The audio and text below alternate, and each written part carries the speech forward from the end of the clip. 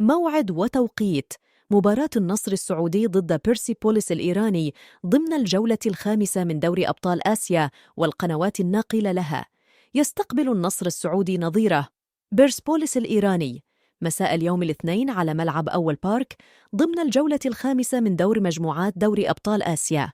تمكن العالمي من التأهل إلى دور المجموعات بتخطي شباب الأهلي دبي الإماراتي في المباراة الفاصلة برباعية مقابل هدفين. تضم مجموعة النصر كل من برسبوليس الإيراني والدحيل القطري واستقلال دوشنبه الطاجيكي، ويريد العالمي تصدر المجموعة بأول انتصار.